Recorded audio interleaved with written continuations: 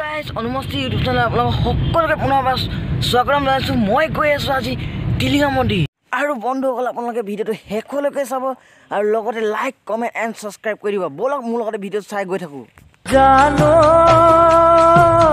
তিনিচুকীয়াৰ টিলিঙা মন্দিৰ ঠাইৰ নাম হ'ল বৰদুবি, বিচাৰি পাবা মনৰ মানুহজন। অৱশেষত আমি আহি টিলিঙা মন্দিৰ নিচেই কাষ পালোহি আৰু লগতে এতিয়া দোকান এখনত সোমাই বস্তু কিনি লৈ লওঁ আৰু সেৱা অকণমান জনাই থৈ আহোঁগৈ।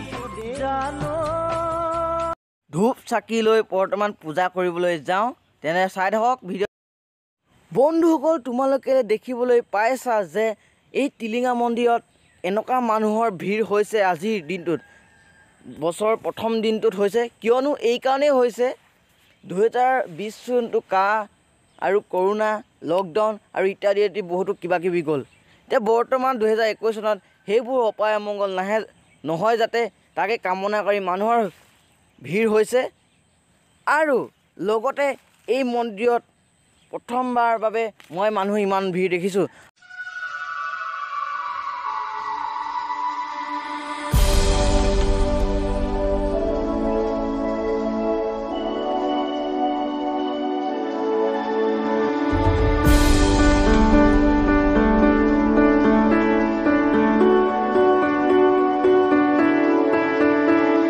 ইমান গাড়ী ভিৰৰ পৰা ওলাই আহি পূজা চূজা কৰি এতিয়া বহি আছোঁ।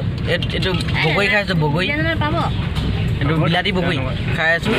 আৰু ভিডিঅ'খিনি ইমান ভাল নহ'ল, তথাপিতো আপোনালোকে চাই লাইক কমেণ্ট কৰি দিব। আৰু ইমান মানুহ ভিৰৰ মাজত বনাবলৈ অকণমান ভাল নহ'ল বুলিয়েই ক'ব পাৰি, সেইকাৰণে ইমান ভাল নহ'ল ভিডিঅ'টো বনোৱা।